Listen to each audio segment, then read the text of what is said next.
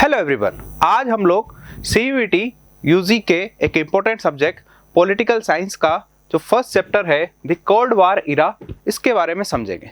Cold war इरा, इस चीज़ को समझने से पहले आप लोग कोल्ड वार के बारे में समझिए। कोल्ड वार एक नॉर्मल वार से किस तरीके से अलग होती है। दरअसल कोल्ड वार की शुरुआत कब से होती है? बात है सेकेंड वर्ल्ड वॉर की। सेकेंड वर्ल्ड वॉर में जर्मनी, जापान का एक ग्रुप था, दूसरी तरफ ब्रिटेन, फ्रांस, USSR इनका एक ग्रुप था। लेकिन जरूरी नहीं है कि एक ग्रुप के लोगों की अंडरस्टैंडिंग एक जैसी हो। USSR, USA, ब्रिटेन, जिन्हें हम लोग मित्र राष्ट्रों का ग्रुप भी बोलते हैं, फ्रांस। सेकेंड वर्ल्ड वॉर के दौरान अलग अलग इनकी स्ट्रेटजीज को लेकर कई जगह कोऑपरेशन को लेकर USSR और USA आमने सामने रहे।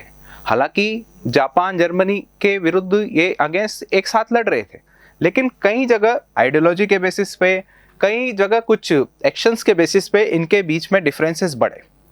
सबसे ज़्यादा डिफरेंस बढ़े जापान पर जब एटॉमिक बॉम्ब्स का अटैक करा, जब परमाणु बम, एटॉमिक बॉम्ब्स जब जापान पर USA ने दागे, जिसको हम बोलते हैं हिरोशिमा और नागासाकी। हिरोशिमा और नागासाकी पर जब अगस्त 1945 में जब USA ने बम गिराए, तो USA के बम गिराने पर USSR को एक तरीके का शौक लगा। शौक दो लेवल पे था। पहला कि ये आखिर ये एटॉमिक बम बने कब। दूसरा, जब हम एक साथ लड़ रहे हैं तो हमसे बिना पूछे किस या इतना बड़ा एक्शन कैसे लिया जा सकता है कि वर्ल्ड में पहली बार किसी युद्ध में एटॉमिक बॉम्ब्स का यूज करा, और जो साथ में लड़ने वाले कंट्रीज थे जैसे ये सारे, तो इनसे पूछे बिना। हालांकि ब्रिटेन को इसकी जानकारी थी, लेकिन USSR को नहीं थी। इस तरीके से अलग अलग कई चीज़ों ने डिफरेंस बढ़ाया, चाहे वो अटलांटिक चार्टर हो, चाहे वो हिरोशिमा नागासाकी पर बॉम्ब्स का अटैक हो। डिफरेंस बढ़े।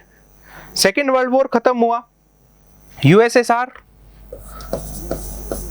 सोशलिज्म को फॉलो कर रहा था, जबकि USA कैपिटलिज्म। एक बड़ा डिफरेंस यहाँ पर था, एक बड़ा डिफरेंस आइडियोलॉजिकल पर था, एक बड़ा डिफरेंस जो था सोशलिज्म और कैपिटलिज्म को लेकर था। USA को ऐसा लगता था सोशलिज्म के फेवर में वो नहीं था, जबकि USSR कैपिटलिज्म का विरोध करता था। जबकि USA कैपिटलिज्म को, जबकि USSR सोशलिज्म को फॉलो कर रहा था। तो जब सेकेंड वर्ल्ड वॉर खत्म हुआ तो किसको प्रमोट करें, सोशलिज्म को, कैपिटलिज्म को? ये एक बड़ा मुद्दा था। यही था कि जब पोट्सडेम कॉन्फ्रेंस हुआ,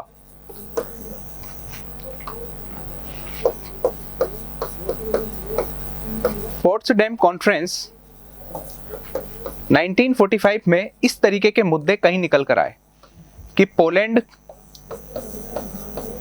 ऑस्ट्रिया, इन सब की बाउंड्रीज को किस तरीके से डिफाइन करा जाए, इसको लेकर डिफरेंस था। जापान, जर्मनी में किस एडमिनिस्ट्रेशन को फॉलो करा जाए, इसको लेकर डिफरेंस था। तो पहली बार खुलकर डिफरेंस पोट्सडेम कॉन्फ्रेंस में निकल कर आए। फिर पोट्सडेम कॉन्फ्रेंस के बाद यही डिफरेंस आगे चलकर ऑस्ट्रेलिया के जो उस समय प्रेसिडेंट थे वो ट्रूमैन, तो उस समय जब ट्रूमैन डॉक्ट्रिन आई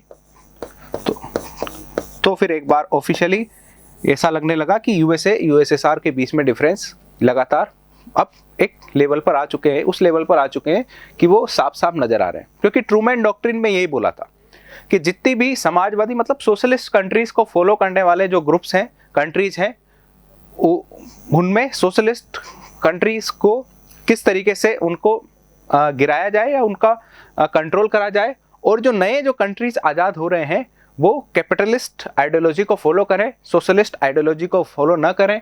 इसके लिए उन्हें इकोनॉमिक एड दी जाए, लोभ लालच जिसको बोलते हैं, मिलिट्री के लेवल पर असिस्टेंस दी जाए, एनीथिंग जो भी नेसेसरी है। जैसे USA ने इस दौरान आपके ग्रीस को, तुर्की को आपका इकोनॉमिक एड दिया, मिलिट्री असिस्टेंट दिया। तो एक एग्जांपल्स भी हैं ट्रूमैन डॉक्ट्रिन के। फिर ट्रूमैन डॉक्ट्रिन के अगेंस्ट USSR का आयरन कर्टेन आया, जिसमें ट्रूमैन डॉक्ट्रिन के अगेंस्ट बातें करी गई थी। ये सारी बातें 1945 से 50 के बीच में चल रही है। एक बड़ा डिफरेंस अभी तो केवल बातों के लेवल पर देखने को मिलता था कि हम ऐसा करेंगे वैसा करेंगे, लेकिन ये डिफरेंस आगे चलकर बड़ा कब बना, जब एक मिलिट्री ग्रुप्स बनने लगे। यहां पर देखिए आप, कोल्ड वार में मिलिट्री ग्रुप्स बने, जैसे एक आप सुनते होंगे NATO, North Atlantic Treaty Organization. किस तरीके से कैपिटलिस्ट कंट्री ने सोशलिस्ट कंट्रीज के एक्सपेंशन को रोकने के लिए एक कंबाइंड मिलिट्री असिस्टेंट ग्रुप या मिलिट्री ग्रुप बनाया, जिसे हम लोग नाटो बोलते हैं। नाटो तो काफी ज्यादा फेमस हुआ, न केवल नाटो बल्कि यूएसए बिल्ट वेस्टर्न अलायंस विच फॉर्मलाइज इनटू 3 ऑर्गेनाइजेशन नेमली, जिसमें नाटो सबसे ज्यादा इंपॉर्टेंट था। और नाटो के अलावा एक था आपका सेंटो और एक था आपका SEATO, South East Asian treaty organisation and central treaty organisation. इसमें सबसे बड़ा ग्रुप और सबसे मेजर जो ग्रुप था वो था नाटो। ये तीनों ग्रुप एक तरीके का मिलिट्री के लेवल पर खुद को प्रिपेयर करने के लिए यूएसए ने ये 3 ग्रुप बनाए। ये 3 ग्रुप्स के बारे में आपसे पूछ देता है कि इनमें से कौन सा ग्रुप बना था। तो वेस्टर्न अलायंस मतलब कैपिटलिस्ट कंट्रीज ने अपने आप को मिलिट्री लेवल पर प्रिपेयर करा नाटो के through, South East Asian treaty Organization के थ्रू, सेंट्रल ट्रीटी ऑर्गेनाइजेशन के थ्रू। तो फिर इसके जवाब में सोवियत यूनियन ने भी वेस्टर्न अलायंस के विरोध में ईस्टर्न अलायंस, यानी Soviet union created eastern alliance, तो वेस्टर्न अलायंस के विरोध में ईस्टर्न अलायंस आया और उसने नाटो को काउंटर करने के लिए वर्साओ पैक्ट को इस्टेब्लिश करा 1955 में। जैसे 1949-50 में नाटो बन गया, तो उसके अगेंस्ट वेस्टर्न अलायंस के अगेंस्ट ईस्टर्न अलायंस ने वर्साओ पैक्ट बनाया। तो वर्साओ पैक्ट किसने बनाया? सोवियत यूनियन और उसके साथ मिलने वाले कंट्रीज ने। वर्साओ पैक्ट सोशलिस्ट आइडियोलॉजी से जुड़ा हुआ था, जबकि नाटो कैपिटलिस्ट आइडियोलॉजी से जुड़ा हुआ था। ये इस तरीके से अपने अपने लेवल पर प्रिपेयरनेस चल रही थी, लेकिन कहीं पर भी वॉर इंगेज नहीं था। कोल्ड वार की खास बात यही थी कि ऐसे लड़ाइयाँ नहीं होती थी कि जैसे अभी आपको दिखता होगा इजराइल और हमास के बीच में हो रही है।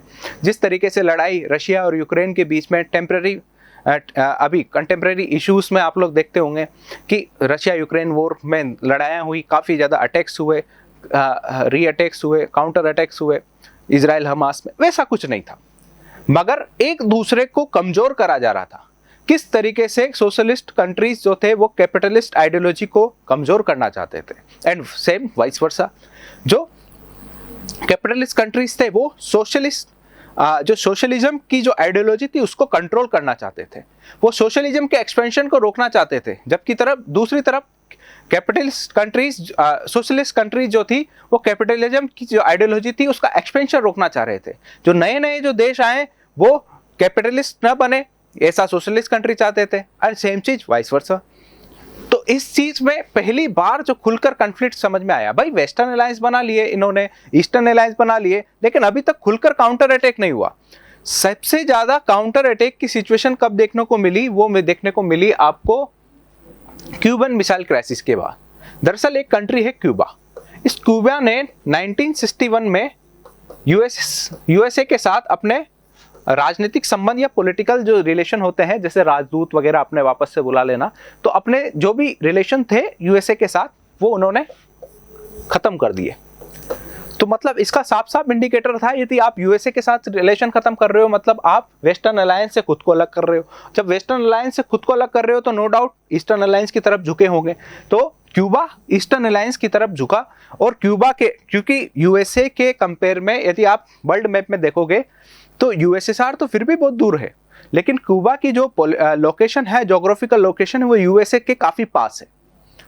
तो क्यूबा की चूंकि लोकेशन जो है, ज्योग्राफिकल लोकेशन, वो यूएसए के काफी पास है, तो ऐसे में क्यूबा के अंदर जो ईस्टर्न अलायंस था, उस ईस्टर्न अलायंस मतलब यूएसएसआर, अपना एक मिलिट्री बेस खोला। The Cuban missile crisis made the whole world suspicious by creating clashes between two super powers USA and USSR. अभी भी वॉर नहीं हो रहा है, कोल्ड वार में कहीं पर भी डायरेक्टली वॉर नहीं देखने को मिलेगा, इस चीज को याद रखिएगा। तो ईस्टर्न अलायंस यूएसएसआर ने यूएसएसआर ने अपना एक मिलिट्री बेस खोला क्यूबा में, जो और वही चीज आपके वहीं पर अपनी मिलिट्री बेस खोला, वहीं पर इन्होंने अपनी मिसाइल्स डेवलप कर दी। जब क्यूबा में जाकर ईस्टर्न अलायंस ने, जब क्यूबा में जाकर यूएसएसआर वर्साओ पैक्ट ने अपने मिसाइल्स लगा दिए, भाई वहां पर उनके मिसाइल्स का क्या काम, चूंकि क्यूबा की location with respect to USA काफ़ी पास है, तो कल को यूएसए पर अटैक करना पड़े तो ये मिसाइल्स का यूज़ वहाँ पर कर सकें। और यही चीज़ क्यूबन मिसाइल क्राइसिस कहलाया, जिसने यूएसएसआर के इस कदम के बाद यूएसएसआर और यूएसए के बीच जो था वो डिफरेंस काफ़ी ज़्यादा बढ़ गया। And cold war refer to competition, tension. Competition थी, कंपटीशन किस बात का, कि कौन आगे मिलिट्री पावर, किसके पास डिफेंस पावर ज़्यादा है, इसका कंपटीशन। कौन सी इकोनॉमी बेस्ट है, सोशलिस्ट इकोनॉमी या कैपिटलिस्ट इकोनॉमी, इसका कंपटीशन। कौन ज़्यादा टेक्नोलॉजी में आगे है। यूएसए ने भी अपना स्पेस प्रोग्राम चलाया, न्यूक्लियर प्रोग्राम चलाया, यूएसएसआर ने भी अपना nuclear expansion programme, space programme चलाया, जो कि हम लोग साइंस एंड टेक्नोलॉजी में पढ़ते भी हैं। तो कंपटीशन था इकोनॉमी के लेवल पर, कंपटीशन था टेक्नोलॉजी के लेवल पर, टेंशन थी नाटो और वर्साओ के बीच में, कंपटीशन था डिफेंस इक्विपमेंट्स के, कौन ज्यादा अच्छे डिफेंस इक्विपमेंट बना पा रहा है, मैन्युफैक्चरिंग कर पा रहा है। कंपटीशन था कि जो न्यू कंट्रीज हैं वो किस ग्रुप में जाते हैं, वो किस ग्रुप में शामिल होते हैं। अब नए कंट्रीज कौन से, जैसे इंडिया आज़ाद हुआ, श्रीलंका आज़ाद हुआ, उस समय पाकिस्तान आज़ाद हुआ, और भी कई सारे कंट्रीज, ऑस्ट्रेलिया आज़ाद हुआ। तो किस कंट्री, ये जो नए कंट्रीज आ रहे हैं वो यदि नाटो को, वेस्टर्न अलायंस को ज्वाइन करते हैं तो ये यूएसए की जीत थी, ईस्टर्न अलायंस को ज्वाइन करते हैं तो ये यूएसएसआर की जीत थी। तो कंपटीशन था नए कंट्रीज को अपने ग्रुप में शामिल करने का। कंपटीशन था कैपिटलिस्ट कंट्री इसका, कि कैपिटलिज्म को एक आइडियल मॉडल के रूप में रिप्रेजेंट करा जाए। और सेम चीज सोशलिस्ट कंट्रीज के साथ थी, वो जो सोशलिस्ट मॉडल था, सोशलिस्ट इकोनॉमिक मॉडल था, जो समाजवादी मॉडल था, उसको एज ए आइडियल बनाना चाहते थे टेक्नोलॉजी के बेसिस पे, nuclear power, space power, defence equipments के डेवलपमेंट के बेसिस पे। तो ये कंपटीशन आगे चलकर और ज़्यादा डीप होता गया, और जितना ज़्यादा डीप होता गया उतना ही ज़्यादा कोल्ड वॉर की इंटेंसिटी काफ़ी ज़्यादा बढ़ती गई। अब मैंने कहा कंपटीशन था जो नए नए कंट्रीज आ रहे थे उनके बीच को लेकर। तो smaller state join either of the alliance to get their promises of protection, weapons, economic aid, assistant their local rival. Local level पर कन्फ्लिक्ट होते थे, जो नए नए कंट्रीज आज़ाद हो रहे थे उनमें लोकल लेवल पर कई जगह पॉलिटिकल, कई जगह समाज का कन्फ्लिक्ट होता था, तो उनको मदद का भरोसा दिया जाता था। अब यूएसए बोलता था कि हम आपको इतने वेपन देंगे, की सप्लाई करेंगे, हम आपको इतनी मदद देंगे। जैसे अभी हमने बात भी करी थी, ट्रूमैन डॉक्ट्रिन में क्या मिल रहा था, इकोनॉमिक एड ही तो मिल रही थी, जो कि यूएसए ने ग्रीस को दी, तुर्की को दी। तो ऐसे लालच दिया जाता था। जो थर्ड कंट्रीज थे, जो नए यूएसए और यूएसएसआर के ग्रुप के अलावा, वेस्टर्न अलायंस और ईस्टर्न अलायंस के ग्रुप के अलावा जो दूसरे कंट्रीज थे, उन्हें लालच दिया जाता था वेपन सप्लाई करने का, लोकल राइवलरीज में उनको मदद करने का, उनको प्रोटेक्शन प्रोवाइड करने का, उन्हें इकोनॉमिक एड प्रोवाइड करने का, मगर शर्त रखी जाती थी कि आप हमारे ग्रुप में शामिल हो जाओ। ये काम यूएसए भी होता था, यूएसएसआर की तरफ से भी होता था। The super power required them to gain access to vital resources, military base to launch weapons and troops to spy on each other, economic support. Super powers ऐसा क्यों करते थे, इकोनॉमिक एड, वेपन्स की सप्लाई क्यों देते थे, क्यों जरूरत आ रही थी प्रोटेक्शंस की। यदि फॉर एग्जांपल जितने ज़्यादा अफ्रीका के कंट्रीज किसी ग्रुप में शामिल होते हैं, तो ऐसे में अफ्रीका में कल को वो उनको मिलिट्री बेस बनाना पड़े तो वो जो स्मॉलर स्टेट से वो मना नहीं कर सकते, क्योंकि वो मदद लेकर बैठे हैं, क्योंकि वो वेपन्स लेकर बैठे हुए हैं। जैसे यूएसए 4P100 प्रोग्राम लॉन्च करता था, उसके तहत जब ग्रीन रिवोल्यूशन इंडिया में नहीं हुआ था तो इंडिया को भी मदद देता था। मदद देता था तो वो शर्तों के साथ मदद दी जाती है।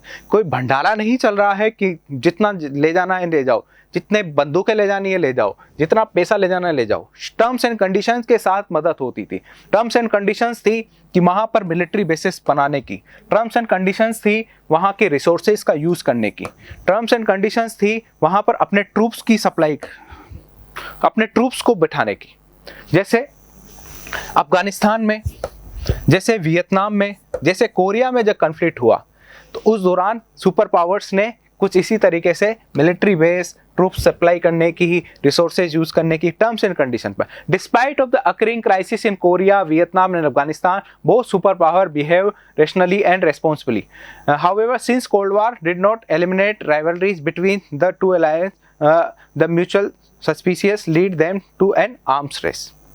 तो किस तरीके से अफगानिस्तान के लेवल पर, कोरिया के लेवल पर, वियतनाम के लेवल पर जब कन्फ्लिक्ट हुए तो सुपर पावर्स एक दूसरे के अगेंस्ट आई। वियतनाम में तो यूएसए की हालत पतली हो गई थी, अफगानिस्तान में यूएसएसआर की एंट्री हुई, फिर यूएसएसआर ने, क्योंकि उस समय यूएसएसआर की बाउंड्री शेयर होती थी अफगानिस्तान का, तो फिर यूएसएसआर ने का जब इन्फ्लुएंस बढ़ा अफगानिस्तान में, तो फिर यूएसए ने पाकिस्तान को सपोर्ट करा कि पाकिस्तान के थ्रू यूएसएसआर को कमज़ोर करने की कोशिश करी।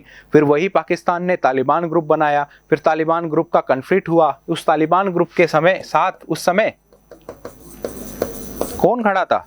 यूएसए, पाकिस्तान, और इसी तालिबान के बाद वो यूएसएसआर निकला। लेकिन फिर आगे चलकर यही कन्फ्लिक्ट तालिबान यूएसए से सामने हो गए। तो यही चीज़ बोल रही है, cold war did not eliminate. इसके बाद भी कोल्ड वार एलिमिनेट नहीं हुआ। कोरिया में भी कन्फ्लिक्ट हुआ तो उसके बाद नॉर्थ कोरिया अलग बना।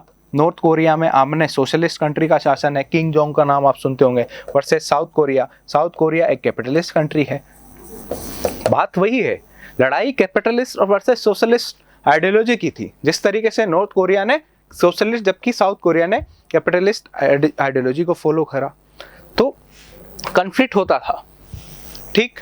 और डर भी था, इस चीज को समझते भी थे, क्योंकि हम फर्स्ट वर्ल्ड वॉर देखकर आए, क्योंकि हम सेकेंड वर्ल्ड वॉर देखकर आए, तो इस बात का डर था। डर इस बात का था कि कल को कन्फ्लिक्ट पैदा होता है तो इसमें लॉस है रिसोर्सेस का। भाई डिफेंस इक्विपमेंट्स क्या है? एक तरीके के डिफेंस रिसोर्सेस। लॉस है हमारे लोगों का, तो लोगों की हानि होती है, पैसे की हानि होती है। तो कन्फ्लिक्ट नहीं चाहते थे, अपना दबदबा बनाना चाहते थे वर्ल्ड के लेवल पर दोनों सुपर पावर्स। तो कल को कन्फ्लिक्ट पैदा नहीं हो जाए, तो both super power understood that war might occur in spite of resistance. To limit the destruction, they decided to collaborate in limiting certain kind of nuclear and nuclear weapons. तो इन्होंने फिर, इनको लगता था, देखो चाहे वो यूएसएसआर हो या यूएसए हो, दोनों को ये पता था कि जनरल्स डायरेक्ट वॉर यदि हम लड़ते हैं, मिलिट्री कन्फ्लिक्ट होता है, तो दोनों को ही नुकसान है। क्योंकि युद्ध में ऐसा नहीं होता कि एक को फायदा हो दूसरे को नुकसान। हो सकता है कि वो नुकसान का अनुपात, रेशो अलग अलग हो सकता है, फायदे का अनुपात अलग अलग हो सकता है, लेकिन ये तय है कि दोनों को नुकसान होगा। तो इस चीज को समझने के लिए इन्होंने कुछ ट्रीटीज साइन करी। भाई कन्फ्लिक्ट, मिलिट्री कन्फ्लिक्ट कब पैदा होगा? जब ज्यादा से ज्यादा वेपन्स होंगे, जब ज्यादा से ज्यादा न्यूक्लियर या नॉन न्यूक्लियर वेपन्स होंगे। यदि वेपन्स ही नहीं होंगे, यदि मिलिट्री एक्सपेंशन प्रोग्राम पर कंट्रोल लगा लिया जाए दोनों तरफ से, तो नो डाउट कन्फ्लिक्ट तो होगा, लेकिन वो कन्फ्लिक्ट मिलिट्री कन्फ्लिक्ट्स में नहीं बदलेगा। वो कन्फ्लिक्ट आमने सामने की तलवार हथियारों की लड़ाई में नहीं बदलेगा। हो सकता है जैसे आपका किसी के साथ डिफरेंस हो सकता है, लेकिन इसका मतलब ये थोड़ी है कि आप तलवार लेके उसके साथ लड़ने लग जाओगे। यही चीज, क्योंकि तलवार लेके लड़ोगे तो कुछ आपके नुकसान होगा, कुछ घाव आपके आएंगे, कुछ सामने वाले के आएंगे, किसी के ज्यादा आएंगे, किसी के कम आएंगे। ये चीज दोनों सुपर पावर समझती थी।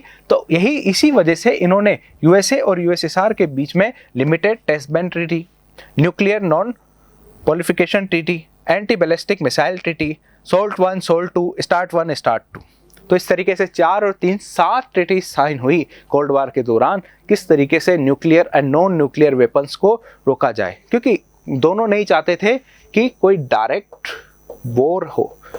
कोल्ड वार एक तरीके का छिपा हुआ वार होता है, डिफरेंस होते हैं, लेकिन वो डिफरेंस एक डायरेक्ट वॉर में, जैसे फर्स्ट वर्ल्ड वॉर में हुआ, जैसे सेकेंड वर्ल्ड वॉर में हुआ, तो वो नहीं चाहते थे कि एक नया थर्ड वर्ल्ड वॉर क्रिएट हो। इसके लिए ज़रूरी था कि न्यूक्लियर और नॉन न्यूक्लियर वेपन्स के डिफेंस इक्विपमेंट के एक्सपेंशन प्रोग्राम को बढ़ाया जाए, आर्म्स कंट्रोल हो। तो उसी के लिए limited test ban treaty, nuclear non NPT जिसको बोलते हैं, एंटी बैलिस्टिक मिसाइल ट्रीटी, और ये कुछ ट्रीटी साइन हुई। अब दोनों सुपर पावर्स क्लियर थे, हमें डायरेक्ट लड़ना नहीं है, हमें डायरेक्ट मिलिट्री डिफरेंस है, लेकिन उसे हम डायरेक्ट एक युद्ध के वॉर टाइप में हमें नहीं लड़ना है जैसे first world war second world war में। हालांकि हम अपने अपने लेवल पर, टेक्नोलॉजी के लेवल पर कंपटीशन होगा, इकोनॉमिक लेवल पर कंपटीशन होगा, समाजवाद वर्सेस पूंजीवाद, सोशलिस्ट वर्सेस कैपिटलिस्ट इकोनॉमी एक मुद्दा रहेगा, और भी थर्ड कंट्रीज को सपोर्ट करने के प्रोवाइड पर होगा कि हम ज़्यादा सपोर्ट करें, वो हमारे ग्रुप में आए, वो हमको मिलिट्री बेस बनाए, लेकिन डायरेक्ट वॉर में नहीं होंगे। ये दोनों सुपर पावर्स का स्ट्रेटजी बिल्कुल क्लियर था। लेकिन यहाँ पर बात आती है नए जो ग्रुप्स की।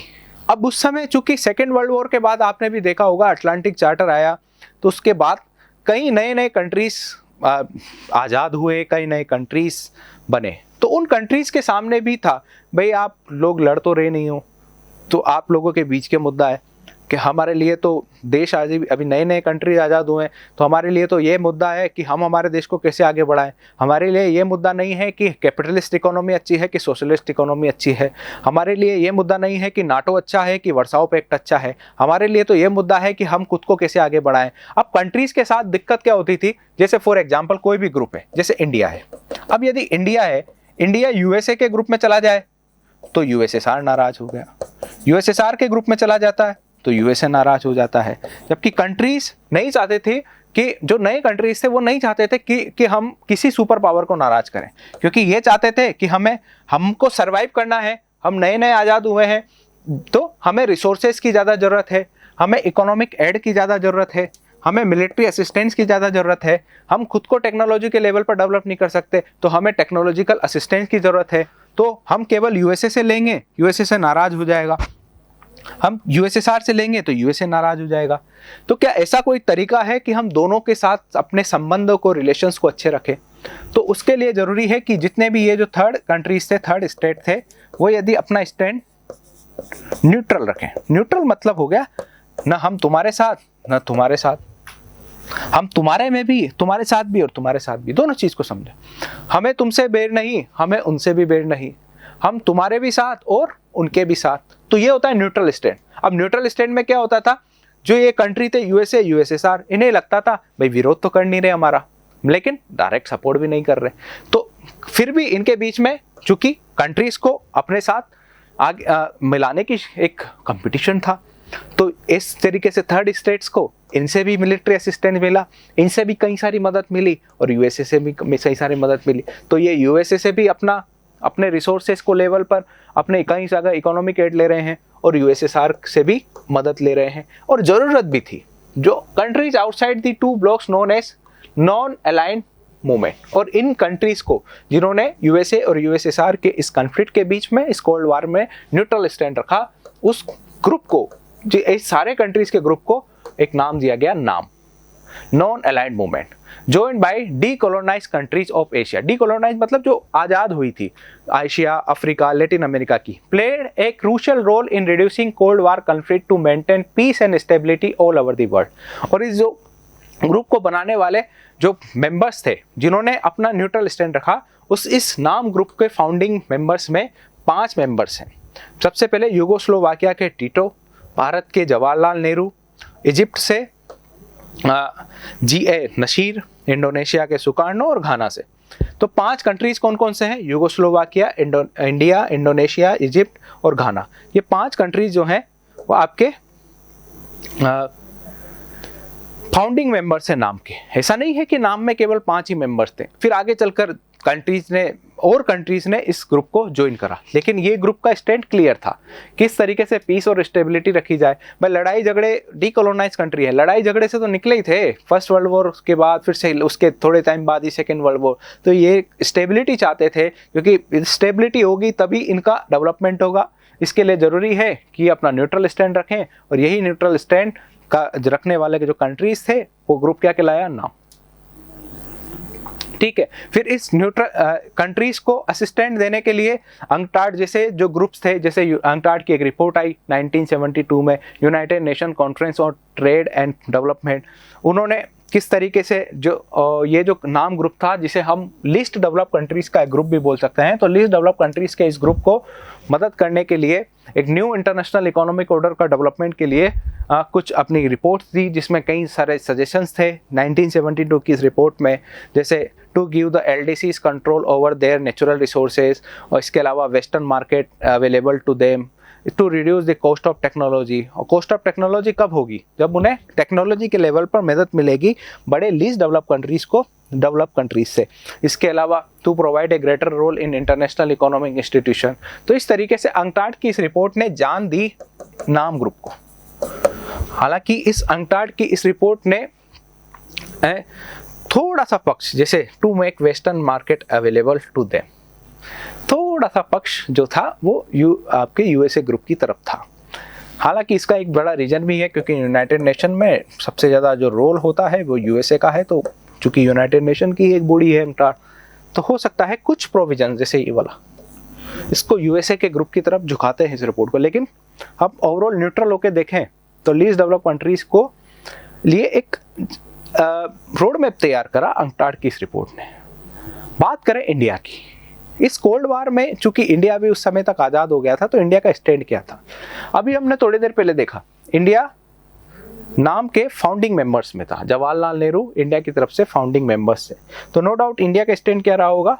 नाम का रहा। हमने कोल्ड वार के इस दौर में हमने नाम जो था नॉन अलाइन मूवमेंट, उस अलायंस को चुना। यानी हमारा जो स्टैंड था वो क्या था? न्यूट्रल, न यूएसए के ग्रुप में न यूएसएसआर के ग्रुप में। हालांकि चूंकि मैंने अभी आपको एक अफगानिस्तान वाली कहानी बताई थी, तो अफगानिस्तान में यूएसएसआर को रोकने के लिए पाकिस्तान को मदद करी यूएसए ने। और जब बांग्लादेश बन रहा था, जब ईस्टर्न पाकिस्तान, जो पहले बांग्लादेश को पहले ईस्टर्न पाकिस्तान हुआ था, जब ईस्ट पाकिस्तान में जब कॉन्फ्लिक्ट पैदा हुआ, जिस समय इंदिरा गांधी हमारी प्राइम मिनिस्टर थी, तो उस समय ईस्ट पाकिस्तान में जब कॉन्फ्लिक्ट पैदा हुआ इंडिया और पाकिस्तान के बीच में, चूंकि पाकिस्तान को मदद करने के लिए यूएसए आ गया। अब हमारा स्टैंड क्या था? Neutral. Till east Pakistan conflict हमारा स्टैंड न्यूट्रल था। हम नाम की फिलॉसफी को फॉलो करते थे। लेकिन चूंकि इंडिया पाकिस्तान का कॉन्फ्लिक्ट था, रीजनल कॉन्फ्लिक्ट था, इसका न तो यूएसए से कोई लेना देना था, न यूएसएसआर से कोई लेना देना था। इसका न कैपिटलिस्ट आइडियोलॉजी से कोई लेना देना था, न सोशलिस्ट आइडियोलॉजी से कोई लेना देना था। इसका न वेस्टर्न अलायंस से कुछ लेना देना था, न ईस्टर्न अलायंस से कुछ लेना देना था। लेकिन चूंकि इनके अपने संबंध थे पाकिस्तान और यूएसए के, तो यूएसए को मदद करने के लिए, चूंकि जब पाकिस्तान आया तो फिर इंडिया ने यूएसएसआर की मदद ली और signed A treaty of friendship. एक फ्रेंडशिप ट्रीटी साइन हुई। अब नो डाउट ये किसके साथ साइन हुई होगी? यूएसएसआर के साथ, अगस्त 1971 में। तो जब बे ऑफ बंगाल में, जब जिस अभी जो पाकिस्तान है, ईस्ट पाकिस्तान जो अभी जो बांग्लादेश है, जब बे ऑफ बंगाल में जब यूएसए के जहाजी बेड़े, मतलब जहाज, बड़े बड़े नेवी, यूएसए की नेवी जब बे ऑफ बंगाल में इंडिया को काउंटर करने के लिए आ गई थी पाकिस्तान की तरफ से, तो उस समय यूएसएसआर ने साफ इंडिकेशन दे दिया था यूएसए को कि देखना मत, क्योंकि हमारी फ्रेंडशिप ट्रीटी साइन हो चुकी है। यदि आपने इन पर अटैक करा तो वो यूएसएसआर पर अटैक होगा। और फिर वो जहाज जो मिलिट्री असिस्टेंट जो पाकिस्तान के लिए आ रहा था, वो वापस से रवाना हो गया इस फ्रेंडशिप ट्रीटी के लिए। तो मतलब इंडिया ने यूएसएसआर के ग्रुप को ज्वाइन कर लिया आफ्टर या इन अगस्त 1971। वो क्यों करा?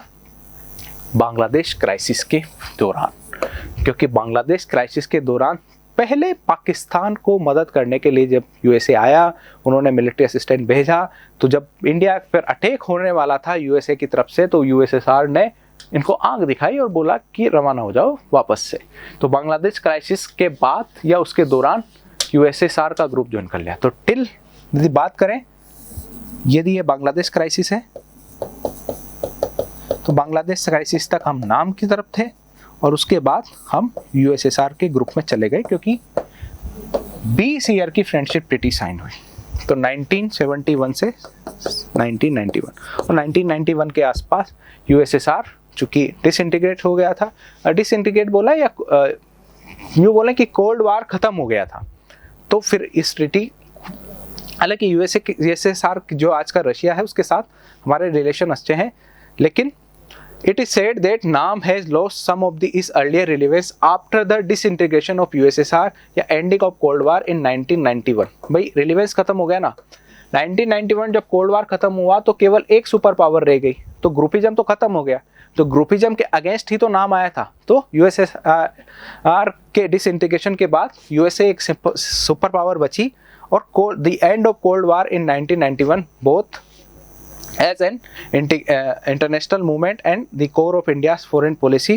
और आगे बढ़े इसमें तो NAM is based on a resolve to democratic international system by thinking about an alternative world order to redress existing inequalities that poor very small countries need to follow any of the big powers, instead they can pursue an independent foreign policy। हालांकि ये चीज़, इस चीज़ को समझिए, नाम जो है वो अभी भी एग्जिस्ट करता है, क्योंकि नाम पहले न्यूट्रल स्टैंड की तरफ बढ़ता था, अब किस तरीके से पुअर और वेरी स्मॉल कंट्रीज को आगे डेवलप करा जा सकता है। दीज कोर वैल्यूज़, कुछ अपनी इनके कोर वैल्यूज़ हैं, किस तरीके से साउथ साउथ कोऑपरेशन को आगे बढ़ाया जाए, जो लीस्ट डेवलप कंट्रीज है उसके कोऑपरेशन को आगे बढ़ाया जाए। तो ऐसा नहीं है कि नाम ग्रुप भी कोल्ड वार के साथ खत्म हो गया, नाम ग्रुप अभी भी एग्जिस्ट करता है, हालांकि उतना रिलेवेंस नहीं है जितना होना चाहिए। तो ये कोल्ड वार इरा जो कि पॉलिटिकल साइंस का फर्स्ट ही चैप्टर है और इम्पोर्टेंट चैप्टर है, इसको हमने डिटेल से समझा। जल्द ही आपको इस पर इस सीरीज में आगे नेक्स्ट लेक्चर में मिलेगा। बने रहिए। Thank you very much.